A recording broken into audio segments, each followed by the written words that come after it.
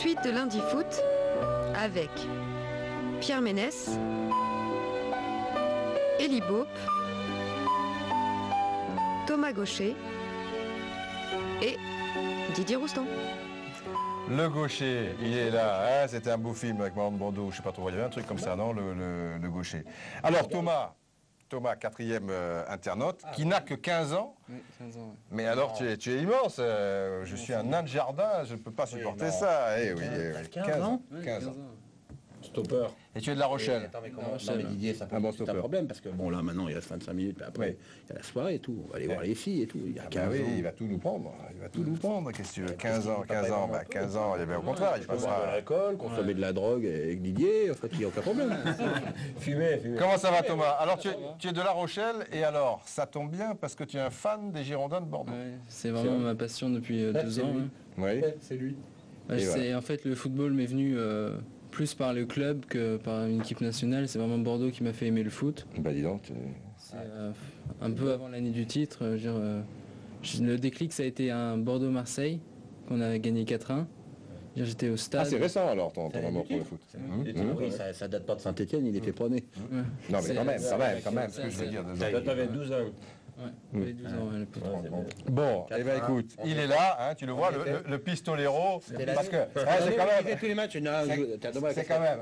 Je te faire. Non, ne touche pas le guerriero, laisse-le. Tu disais, on joue le matière. Laisse-le, le qui compte ses 42 points. C'est terrible, hein, je veux dire, tu sors de la brousse, là, tu as laissé les mitraillettes, on est là, le football, bon. Alors, on reçoit des tas de mails, alors si tu as ce mail avant la fin de l'émission, c'est le cas, il est arrivé là, alors si tu l'as avant la fin de l'émission, peux-tu lui dire, de la part de Laure, Jean, viens te coucher, je t'attends. Ça serait vraiment sympa, mais je peux pas lui dire, je sais pas qui est Jean, mais je lui dirai dans une demi-heure. Alors, cher Didier, tiens, ça te concerne, ça, Pierre. Unitamoc dit n'importe quoi, Pierre ressemble plus à Galabru ou Casimir que à Al Capone. Tu as beaucoup perdu. Ou le parrain. Il fallait le dire, alors je le dis. Il n'a pas l'air d'apprécier Al. Ah, Casimir, ça a bercé mon enfance, le Gloubi-Boulga, tout ça. Et puis après, quand même, je regrette. Il faut que tu sois fort, ton t-shirt est très agréable, je regrette, tu vois, à regarder. Qu'est-ce que ça représente? Ernesto. Levé, truc, voilà. Ernesto. Tu vois? Voilà. Vous avez Bernard Lama un peu. Donc je suis complètement raccord avec mon pistolero. J'ai amené. Nous allons faire la révolution avec Élie. Hein, tu comprends Vive la révolution. Tu comprends quelque chose, toi qui es jeune encore, la drogue c'est mal. Oui, c'est bon. C'est mal, faut pas toucher. Faut pas toucher. Alors tout le monde parlait d'Élie Baupe à Marseille, maintenant c'est Ivic, mais ça va pas durer. Est-ce que Élie Baupe irait là-bas si Tapi l'appelle? Sur quel portable? Sur quel portable? Je sais pas, c'est que tu as plein de portables. Ah, ça y est, ça ne marche plus. Ça sonne. Non, ça y est, ça marche. Ça commence à sauter. Allô Bernard. Alors, passe-le moi. Bernard, mon agent, Pierre. Oui. Bernard, c'est Pierrot. Bon, pour Élie, ça va être cher. Hein. Pour ce temps-là, moi, je meuble plus que cher. Pour ce temps-là, je meuble. Ah, tu es emmerdé, hein, quand je... Bon, alors voilà, juste pour raconter des conneries avec le Je portable. vais montrer le mail. Avec Bernard, tu la ramènes moi, hein, quand il y a Nanar au téléphone. Bon, allez, on va enchaîner avec Lille-Bordeaux. Alors, j'ai un peu, tout à l'heure, j'ai pas taillé, soyons clairs, mais je disais que, tu regardais pas, non, parce que tu faisais la fête là-bas. C'était bien. Ouais. Non, je disais, c'était un beau match, il y avait de l'intensité, et c'est vrai que Lille, et c'est tout à leur honneur, des fois, il y a eu des gens qui ont eu des remarques un petit peu blessantes, entre guillemets, par rapport à Lille. C'est vrai que, bon, au niveau spectacle, ils font avec ce qu'ils ont aussi. Mais là, ils ont emballé le match, ils ont eu des tas d'occasions. Ce sont des bons footballeurs, il n'y a rien à dire. Moi, je discutais plus sur un football qui a disparu, tu vois, bon, comme Lille perdu, bon, le rêve, mais qu'est-ce que tu veux, c'est comme ça. Alors... Avoir le but de la tête de Peyrelade, non, il est magnifique. Il est magnifique. Le but de Perlade est... C'est un geste réussi quand on est en réussite aussi. Je veux dire, s'ils sont avant-dernier du championnat, ce geste, ils le tentent presque pas. Quoi. Ils essayent de faire une passe, ils ne tirent pas à ce moment-là, je pense. C'est pas ça. C'est une belle remarque. Non, mais c'est la confiance qui doit habiter tous les joueurs. C'est vrai qu'ils étaient survoltés, que vous marquez le premier but au bout d'un quart d'heure, mais avant, ça allait de tous les côtés, c'était pas évident, ils sont partis très fort. Alors que normalement, bon... Alors toi, tu disais dans la presse que tu avais un plan pour contrer cette équipe lilloise. J'ai un plan. T'as dit ça, toi? Si. J'ai un plan, mais bon. Et elles étaient quoi le plan? Alors explique-nous un petit peu. Le plan. Le plan. Et le plan, il a marché à fonctionner. Le plan. Alors, Non, mais c'est vrai que quelque part, Lille a toujours mis en avant des formes de pressing ou des conquêtes de ballon, je dirais, dans des zones bien précises au milieu du terrain. Et à partir de là, il fallait évidemment éviter de se faire piéger par leur style de jeu qui ensuite cherche un joueur comme Bakary avec un jeu long, etc. Donc il fallait être prêt à tout ça et éviter un peu d'être bloqué dans certaines zones du terrain, c'est tout. Et donc on avait un peu travaillé tout cela. Thomas, qu'est-ce qui te plaît dans cette équipe de Bordeaux? L'équipe de Bordeaux, comment on est supporter comme ça d'un club? Bon, tu es tombé amoureux, j'ai compris il y a 2 ans, mais alors dis-moi. En fait, c'est l'altruisme de l'équipe qui m'a fait aimer ce club. C'est vraiment... on a l'impression qu'il n'y a aucune individualité qui se dégage du groupe. Je veux dire, même Paoletta en ce moment, qui est presque meilleur buteur, il est 2e en ce moment. Je veux dire, on n'entend pas, on ne voit pas partout. Je veux dire, il reste dans le club. Même c'est comme Vérel, l'adaptation s'est fait tout de suite. Je veux dire, on sent le club familial et c'est vraiment... Je suis allé au Hayan aussi. On voit que dans un cadre comme ça, une équipe ne peut que réussir. On les sent tous au même pied d'égalité. Bonne observation. Bonne observation, Thomas. Il parle mieux qu'un journaliste magnifique, c'est beau. Absolument. Alors, on va voir le but de Perlade, effectivement, pour la beauté du geste, on va dire. Ah oui, c'est la disséquée. Eh oui, c'est la disséquée. Tu te relâches à 20 minutes de la fin. On se réveille. Allô, le cerveau, pouvez-vous, cher réalisateur Serge, enlève la main qui est dans le slip de la script, Serge, s'il te plaît, et appuie sur le truc. Mais non, mais c'est vrai. C'est vrai, à partir de certaine heure. Oui, il y a du script. C'est une fille. Je plaisante que la femme de Serge... Allez, je suis calé, ça y est, il a enlevé La femme de Serge, si tu les écoutes. Si tu les écoutes, Madame Serge, Madame Serge Bonafous. Bon, alors, Bakary. Sommeil. C'est quoi, Djebali, non? Roche plutôt, ouais. Oui, Roche. Roche. Et Djebali, il est là-bas. Et donc, ça, c'est... Il a un nom compliqué. Tcherjovic. Qui file là. Tcherjovski. Il lève bien la tête. C'est vrai qu'il a du temps au passage. Bon, c'est Bonicel qui s'est fait un petit peu piéger et qui ne pourra plus revenir. Pour coulisser, on a mis un petit peu de temps. C'est le contre parfait. Et là, il est bon, bien là-bas. Et voilà, Djebali finalement. Je ne sais pas si c'est lui d'ailleurs. Si, c'est lui. Il arrive, mais il est un petit peu à la ramasse parce que tout le monde a été pris à revers. Et c'est vrai qu'il prend son élan. Il est quasiment à la hauteur de la surface de réparation. Et un but marqué de la tête de la surface de réparation avec un gardien niveau international dans les buts et qui était même dans un état de grâce ce soir-là, eh bien, il faut le faire. Donc bravo à Perlade qui a marqué d'ailleurs 2 buts. Ça, c'est beau. Super but. Le premier avec Bakary en position de hors-jeu, on n'en parle pas. Il y en a un qui est un poil il la touche. hors-jeu. Il la touche quand il a dévié, il est un poil hors-jeu. Ouais. Enfin, vraiment, il est quasiment à la même hauteur. Il y a juste un petit peu le corps. Oui, mais enfin, alors là, pour ça, le voir... plus le pénalty de Dugarry, Bordeaux aurait dû gagner. Oui, d'accord, comme Paoletta, quand il part Thomas, seul, il était hors jeu de 3 mètres. On peut toujours parler du pénalty non sifflé, mais sur l'ensemble du match, on voyait que physiquement, les Lillois, ils étaient plus frais. Donc, Sauf qu'ils ont moins bien fini que nous. Ouais. Ils ont eu des passages très forts. Non, mais il a raison. Il a énervé. C'est une belle image qui revient, mais si on regarde le match, il y a eu une période où nous, 1-0, on peut rajouter un but. Ensuite, quand eux, ils mènent 2-1, là, on a un mauvais passage. Et sur la fin du match, on est mieux qu'eux.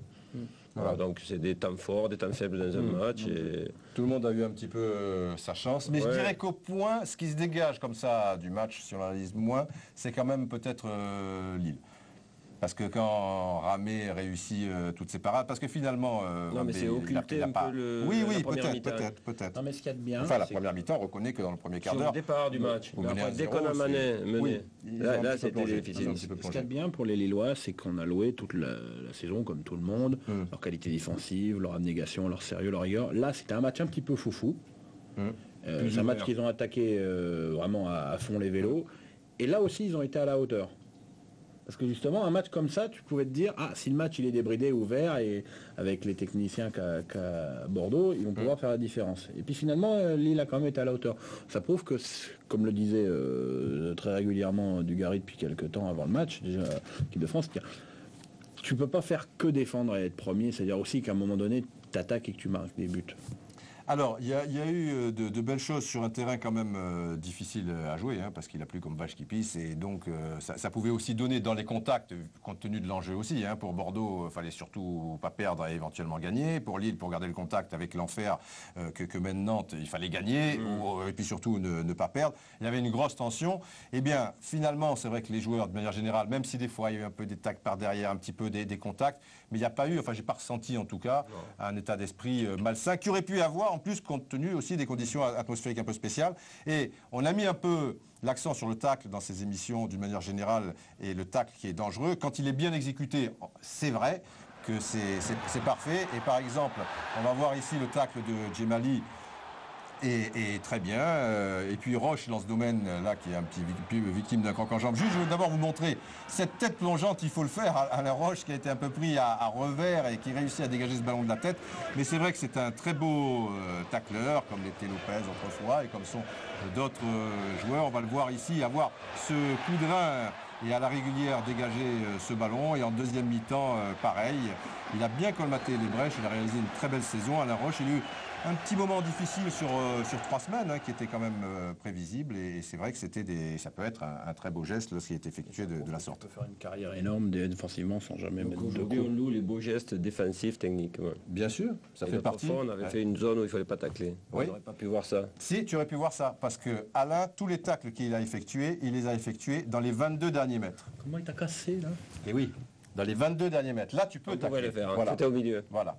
Si tu es au milieu de terrain, 9 fois sur 10... Le ballon selon Didou, c'est bon. Tu joues, dis-moi Thomas, vas-y. Il arrive aussi à bien gérer ses courses aussi, Alain Roche, c'est-à-dire pas son placement et son expérience. On sent qu'il sent bien le jeu et ça lui évite de se fatiguer trop dans le match. Ah bah c'est l'expérience, oui, absolument.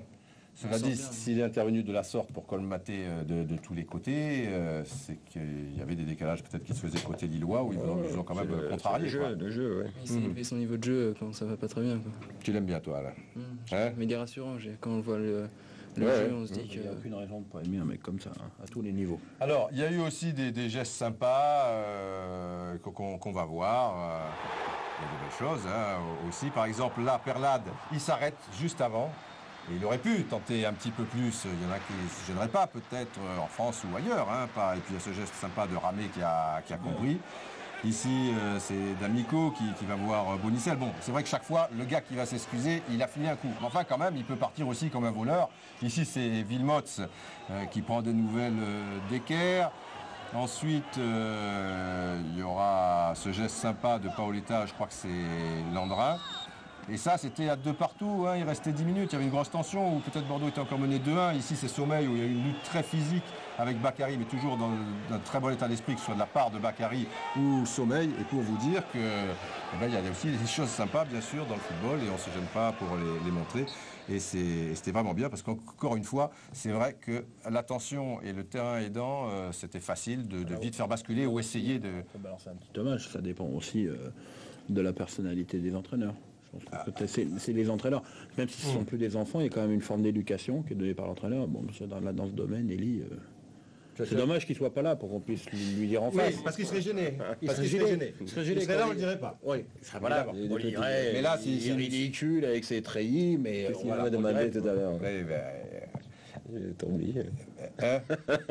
Thomas, tu as vu le match, toi? Oui, je l'ai vu. Tu as tremblé? Bah oui, puisque tout à l'heure tu m'as dit, tu m'as bien expliqué tout ça et tout. Non, mais en fait, ça m'a un peu rassuré que cette année, on n'est pas forcément obligé de mener vraiment dans le match et pouvoir marquer. Ça m'a un peu rassuré. Je veux dire, quand Paoletta marque son but de la tête, c'est un geste, normalement, des années du titre, par exemple, on dominait dans tous les domaines du jeu et on marquait vraiment au bout d'un effort. Est-ce que là, on sent une certaine maturité dans le jeu et une tête de Paoletta dans le sens du jeu alors qu'on était mené, c'est rassurant, je trouve. Alors, quel regard tu as sur le football? Ça nous intéresse. Quelqu'un de 15 ans, par exemple. Quel regard tu as sur tout ce qui se passe, puisque tu es un adepte de lundi foot, de mardi foot, donc on parle un petit peu de tous les aspects. Qu'est-ce que tu as d'une manière générale qu'est-ce qui t'attire dans le football? Qu'est-ce qui te répulse un petit peu ou qui t'inquiète, on va dire? Rien ne m'inquiète en particulier. Je trouve que ça a beaucoup évolué ces derniers temps. Je parle pas que sur le jeu, je parle sur tout, quoi. Oui, je reviens aussi ce qu'on avait dit tout à l'heure sur la Ligue des Champions. C'est vrai que c'est un peu ennuyant. Parce que là, je préfère encore regarder la Coupe de l'UEFA certaines fois que la Ligue des Champions. Et c'est vrai que, par exemple, Bordeaux, cette année, je me pose la question si je préférais les voir en Coupe de l'UEFA qu'en Ligue des Champions, parce que je sais qu'ils feront peut-être sûrement plus de matchs en Coupe de l'UEFA. Économiquement, il a choisi, hein. Puis ses dirigeants encore plus. Économiquement, c'est sûr, mais pour le... Tu joues aux jeux vidéo, Ouais. Alors, on va voir. Je ne sais pas, parce que je ne l'ai pas forcément mis dans le conducteur, ça, le tableau du classement. Enfin bon, on sait... c'est odieux ce qu'il te fait. On sait de toute manière... 3 heures d'émission, il y a des trucs qu'il n'y a pas dans le conducteur. Mais ils vont peut-être le chercher. De toute manière, c'est de ma faute, puisque c'est moi qui fais le conducteur. Mais de toute manière, juste pour le haut du tableau, on sait que Nantes a 2 points d'avance désormais. Ensuite, il y a Lille à 2 points. Et donc, il ne reste plus que 4 matchs. Et vous êtes toujours à 4 points avec Lyon, Bordeaux. Alors, on a eu le sentiment à un moment que tu préservais un poil peut-être le match nul sur étant à 2 buts partout, 5-10 minutes plus tard, mais c'est peut-être un sentiment, peut-être c'est le jeu qui a fait que, ou c'est peut-être quelque chose de faux. Peut-être que tu voulais... Hein, à travers quoi? À travers déjà la sortie de Vilmots par exemple, que tu remplaces par Diabaté. Non, mais là, il y y dans l'axe du terrain une réponse lilloise dans le sens où ils ont mis leurs 2 attaquants sur les 2 défenseurs centraux en deuxième mi-temps et très tôt. Donc, il y avait une fixation axiale et avec leur jeu long. Et chaque fois, on était un peu 1 contre 1 et il y avait des bons ballons déviés par Bakary. Ensuite, Beck est rentré. C'était pas évident. Donc, rentrer un 3e joueur dans l'axe qui est grand, fort dans le jeu aérien et capable pour en plus permettre aux latéraux de sortir. Donc c'était cette idée-là, c'était une réponse un peu tactique aux problèmes que posaient les Lillois, mais il n'y avait pas la volonté de fermer ou de s'arrêter. Non, pas fermer comme une bête, quoi, je veux dire. Mais le premier but, il est venu, du moins notre premier but est venu par un côté, par l'engagement de David, Djemali, latéralement de contrôler la défense. Donc il fallait permettre encore jusqu'au bout de sortir dans les côtés. Et la rentrée de Lassina, Diabaté, était plus par rapport justement à ce problème. S'il y a 1 contre 1 tout le temps dans l'axe, il faut qu'un latéral y reste. Donc c'est une réponse plutôt tactique. Donc c'est pour permettre toujours de trouver dans les couloirs. Après c'était un choix de savoir quels joueurs du milieu ont remplacé. Alors Vilmots, on va le voir, il avait l'air furieux quand il est sorti. Ouais, mais il était bien dans le match. Donc c'est le genre de match où personne ne veut sortir. Là c'est un match, on l'a souligné, il y avait un bon esprit, il y avait de l'engagement de part et d'autre, il y avait du public, il y avait des buts. Je veux dire, c'est un match, c'est rare que un sommet. Cette saison, c'est quand même un sommet de la saison, un match comme ça. Je veux dire, c'est rare qu'il y ait autant derrière de jeux, de football, et tout le monde y a participé. Alors là, on le comprend, hein. Bon, il est déçu. À la limite, c'est simple plutôt d'être déçu. Enfin, il l'exprime. Et puis là, on a agrandi un petit peu la petite fenêtre qui est sur la gauche, sur le direct. Et là, on voit qu'il ne te calcule pas. Il part directement au vestiaire, tu tends la main au cas où. Ça doit être... Non, mais ça va, c'est pas... Tu relativises par rapport à ça, tu es rodé par rapport à ça. Oui. Non, mais c'est un bon gars, c'est un gars qui a une très bonne mentalité. Je sais à qui tu me fais penser habillé comme ça. L'aventure, c'est l'aventure. Et l'aventure. Vous êtes un tigre de papier. Alors, on va aussi rendre hommage à Ulrich Ramé, qui a réalisé 2-3 arrêts déterminants. Bon, le plus spectaculaire, on va dire, et toi, ancien gardien de but, eh ben, je vais te laisser un petit peu la parole. Donc, juste pour dire que là, il y a D'Amico qui est sur la gauche. Me serais-je trompé de côté? Non, je vais vers l'avant. Ça a disparu, c'est revenu. Donc, D'Amico. Et ensuite, il va y avoir la tête du fameux joueur dont on avait du mal à prononcer le nom, mais que Pierre Al Capone fait merveilleusement bien. Eddie, c'est à toi. Al Capone. Mais foutez-moi la paix. Alors, donc il est là. Il arrive derrière. C'est un ballon bien dosé. Il prend un bon timing. Il va avoir le ballon, c'est sûr. Là, il va attendre, bon, forcément. Il la remet d'où elle vient, ce qui est le truc le pire pour le gardien, c'est-à-dire qu'il la remet du côté du centre, il ne la prolonge pas, donc il est en appui inversé, remet. Et là, il faut aller la chercher, mais Gaillard, et pas trop la relâcher, parce qu'on ne sait jamais, des fois qu'il n'est pas suivi, mais enfin, il y a Bodicel. C'est ce qu'a dit Gérard Gilly à la Gordon Bank sur la tête de Pelé à Guadalajara. Ouais. Mais il était plus axial, Pelé. Oui, et puis ça venait de la droite, c'était Gérard Zino, et c'était plus impressionnant encore, curieusement, Pelé. Peut-être parce que c'était Plus C'était piqué, tard. plus piqué. Oui. Là, il est prolongé. On n'a pas Le compris ballon est comment prolongé. Blanche a pu arrêter. C'était pas l'île Bordeaux, quoi. Ouais, il faut remettre les choses à leur place. Voilà, les pendulateurs, et les On te parle d'un truc, c'est les vieux qui parlent de ce truc-là. On l'a Mais vu tout à l'heure, faut pas mélanger, je sais plus quoi. Les torchons et les serviettes. voilà, Merci. absolument. Alors, comment se fait-il qu'on ait des gardiens de but quand on voit donc Ramé, Letizy, Barthès, Lama, bien sûr, et quelques autres. Coupé, on a encore vu Revaux qui a fait une partie formidable à la Mélo avec ça. Comment se fait-il qu'on ait d'aussi bons gardiens de but d'une manière générale depuis une dizaine d'années, alors qu'autrefois, il y a 20, 30 ans, bon d'accord, on avait Robert Caranus, Marcel Aubourg, enfin on n'avait pas 10 000, quoi. Qu'est-ce qui explique que dans ce domaine, on semble avoir un peu d'avance? Il y a du spécifique gardien. C'est un poste qui demande bien sûr des aptitudes psychologiques, physiques et tout, mais la technique propre du gardien avec ses appuis, avec les prises de balles, avec tout, très tôt dans les centres de formation ou chez les jeunes, il y a un entraînement spécifique. Dans tous les clubs pro, il y a évidemment chez nous, c'est Dominique de Dropsy qui s'occupe des gardiens pro, mais chez les jeunes, il y a un entraîneur spécifique gardien, ce qui n'existait pas avant, et ça c'est depuis 7 ou 8 ans. Et ça n'existe pas dans les autres pays? Si, non, je mais pense qu'il y a un autre truc important, et c'est fait par d'anciens gardiens de but. Ah oui. Il y a des gens d'expérience qui transmettent un savoir, etc. Et ensuite, il y a un travail régulier. Je pense qu'il y a un autre phénomène, c'est que en France, les jeunes ont autant envie de devenir gardien de but que défenseurs, milieu attaquant. Alors que dans des pays où peut-être la passion du foot est la plus forte, en Italie, en Angleterre, en Espagne, le poste de gardien de but est moins prestigieux parce que c'est pas ça qui fait rêver les foules. Vous voyez, en France, bon, les gamins qui ont la passion du foot, chacun choisira un objectif dont il se croit capable.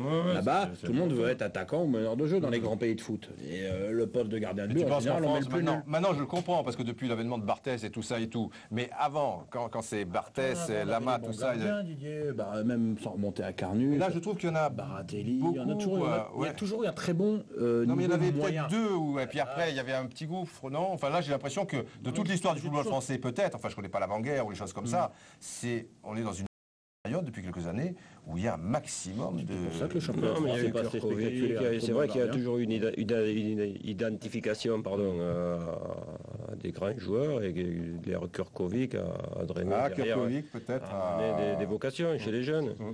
Aussi, Capacité l'importance extrême. des gardiens de but en France, ça peut se remarquer aussi que le brassard de capitaine revient souvent en gardien. On a l'impression que de son poste de gardien, il contrôle beaucoup le jeu. Et on a tendance à mettre en valeur ce poste par rapport en Angleterre où on a l'impression qu'on C'est pense vrai qu'en à- Angleterre, il n'y a pas beaucoup de Parce capitaines que gardiens de le but. gardien de but, tu Simon des fois. Simone, des fois, oui, mais pour l'ancienneté, quoi. T'as on va dire. l'impression que dans ces postes-là, les jeunes, c'est celui qui est nul dans le champ, mais dans le but. Comme c'était un peu autrefois. On va voir, tiens, ça tombe bien, on parle de l'Angleterre. Alors l'Angleterre, il y a un gros déficit de gardiens de but. Bon, Simon est un bon gardien, mais quand on pense que ce pauvre David James, que la presse avait surnommé Calamity James, on a vu, il fait des bourdes terribles. Là, peu cher, bon, les images sont un petit peu cruelles, mais enfin, manifestement, ça continue. Et pourtant, il est l'un des 3 gardiens d'Angleterre, même dans le top 2, hein, on le voit ici, qui présente le nouveau maillot, parce que le merchandising, il faut faire tourner. Donc évidemment, il y a le nouveau maillot, etc. Et là, boum, ça a tapé son genou. Puisque maintenant, il est gardien de but d'Aston Villa, et c'est un match, je crois que c'est Sunderland. Et ça a tapé son genou alors que c'était un ballon a priori facile. Bon, là, ok, il la relâche, mais ça peut arriver, il a été basqué ou des choses comme ça. Mais sur une autre action, la voici. C'est terrible, on va siffler faute en sa faveur et donc refuser ce but. Et vous allez voir sur le ralenti qui va suivre, c'est lui qui va marcher sur le pied d'un de ses défenseurs. Et vous allez voir là plus avec le gros plan. Il va tomber tout seul, il n'est pas chargé du tout, en marchant sur le pied de son défenseur qui l'empêche évidemment de sauter. Le pauvre David James. À l'époque, là, il est gardien d'Aston Villa. Aston maintenant. Villa, maintenant, ouais. À l'époque, il était gardien de Liverpool. Quand il était tombé contre le PSG en Coupe d'Europe, il avait été nul au parc. Nul. Eh ben oui, peu cher. Parce que, et alors, ce qui est curieux, c'est que par exemple, il y a à Leeds, il y a Robinson, qui est un jeune gardien qui monte, mais il n'est pas titulaire là, parce qu'il y a le. Comment il s'appelle Westerveld, là Non, Solgiven, non, c'est pas ça Westerveld en ce moment qui joue en tout cas. Leeds. Ouais. Ah non, pardon, excuse-moi, je croyais Liverpool. Ouais, non, non, Leeds. Westerveld. Et, je crois que c'est Solgiven, le gardien là, qui joue. Enfin, je sais pas, on a remis le vieux alors qu'il y a le jeune, donc que c'est quand même un gardien qu'on voit un peu arriver en Angleterre. Une belle génération de jeunes qui arrivent en Angleterre. Nigel Martin, non, on me dit dans Nigel Martin. Il est dans l'oreillette. Ah ouais, excusez-moi les gars, j'ai pas France Foot. Alors, Thomas, ça touche à sa fin, ça va? Ouais, ça va. Comment t'imagines une émission de télévision? C'est la première fois que tu c'est la première assistes, fois. enfin, de l'intérieur? Et il est beau, puis il est gentil, il fait plus jeune hein, la télé. Non, mais hein. c'est que je l'avais déjà rencontré à d'autres occasions. À La Rochelle? À La Rochelle, au Vaillant. Et c'est pas un métier que tu veux faire, journaliste sportif? Si, ça me plairait beaucoup. Ah ouais? Qu'est-ce qui te plairait là-dedans? Bah, c'est en fait parler du foot, c'est ma passion, donc être en plus de faire un métier avec ça, ce serait le rêve quoi. Eh, c'est un beau métier. Mais t'es en quelle classe là? En second. Quel parcours, Pierre? Mon parcours ou le parcours de quelqu'un de normal? Non, le parcours c'est tout ce qu'on dit, tous les lieux communs qu'on dit sur le journalisme, être débrouillard, s'accrocher. Et ça a été vrai à une époque, ça l'a plus été à un moment donné où il fallait vraiment avoir des diplômes pour réussir. Maintenant, c'est de nouveau, il y a de nouveau de la place pour ceux qui s'accrochent et qui sont débrouillards. Et l'ambiance avec Qui ont une l'équipe grande TV? gueule, ce qui m'arrange bien d'ailleurs. Thomas, l'ambiance avec l'équipe TV, tout le monde a été gentil? Oui, je trouve que 15 ans en plus.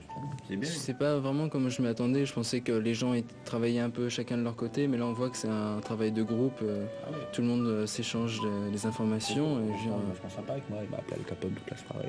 Mais là, tu es dans une bonne rédaction, hein, l'équipe TV, crois-moi. Il y a des rédactions où c'est un petit peu plus complexe. Voilà, à mon avis, tu devrais faire tes armes ici, mais tu as encore le temps. Hein? Eh bien, Thomas, merci pour tout. Élie, nous clôturons avec toi. Pierre, de toute manière, on se retrouve demain. Et maintenant, c'est la fête aussi, mais c'était aussi la fête. Et juste pour dire aux téléspectateurs, parce qu'on a reçu des mails, vous n'avez pas parlé de la première division. Bon, enfin là, on a parlé de l'île Bordeaux, mais vous n'avez pas parlé de Dorasso, de ceci, de cela. Demain, il y a Mardi Foot. Et avec Christian Gourcuff, Karim Ledjari et Pierre Ménès. Alors là, il ressemble à qui? Alors nous avons un Sioux, un pistolero, c'est Rambo. Voilà. Rambo. Voilà. Adrien, non, ça c'était Rocky. Bon, et ben on se retrouve demain et ça sera plus calme, plus haut. Toi, tu sais que tu vas t'en C'est prendre une passé. avec ta caméra. Voilà, tu vas t'en prendre une. Allez, adios. Amigos.